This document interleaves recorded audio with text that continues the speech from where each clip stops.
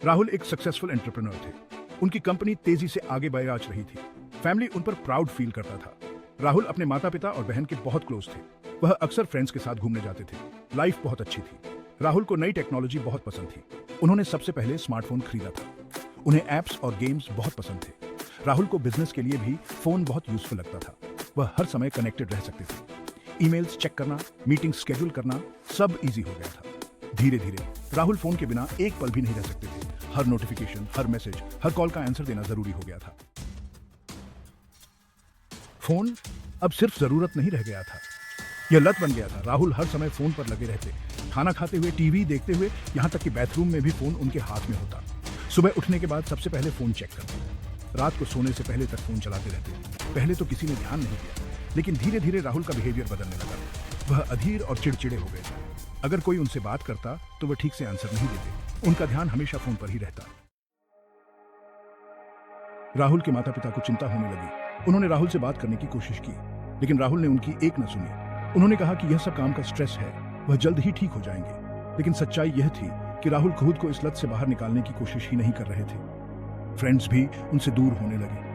पहले जो राहुल हर पार्टी की जान होते थे, अब वह अकेले बैठे फोन चलाते रहते। उन्हें किसी से बात करने में कोई इंटरेस्ट नहीं था।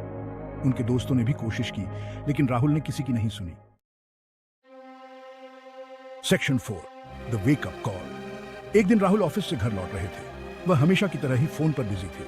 अचानक उनकी कार सामने आ रही ट्रक से टकरा गई। राहुल को सीरियस चोटें आई। उन्हें हॉस्पिटल में एडमिट कराया गया। शुक्र है जान बच गई, लेकिन यह एक्सीडेंट उनके लिए एक सबक था। हॉस्पिटल में राहुल को एहसास हुआ कि उन्होंने क्या खोया है। उनके फैमिली और फ्रेंड्स उनके साथ थे, लेकिन वह उनसे कितने दूर हो गए थे। अपनी लत की वजह से उन्होंने कितना कुछ गंवा दिया था। यह एहसास उन्हें अंदर तक झकझोर कर रख दिया। Section 5, redemption. हॉस्पिटल से छुट्टी मिलने के बाद राहुल ने डिसाइड किया कि वह अपनी जिंदगी बदलेंगे। उन्होंने फोन का यूज कम से कम करने का प्रण लिया। उन्होंने अपने फैमिली और फ्रेंड्स से माफी मांगी। उन्होंने अपने खोए हुए रिश्तों को फिर से बनाने की कोशिश की। यह आसान नहीं था। लत से छुटकारा पाना एक लंबी और कठिन प्रोसेस है, लेकिन राहुल ने हार नहीं मानी। उन्होंने योग और मेडिटेशन करना शुरू किया। उन्होंने अपने हॉबीज फिर से अपना लिए। धीरे धीरे राहुल अपनी जिंदगी पटरी पर लाने लगे। सेक्शन 6, ए हेल्पिंग हैंड। राहुल जानते थे कि वह अकेले नहीं है। बहुत से लोग मोबाइल की लत से जूझ रहे हैं, इसीलिए उन्होंने एक सपोर्ट ग्रुप बनाया। इस ग्रुप के थ्रू राहुल ने दूसरों को उनकी लत से उबरने में हेल्प की।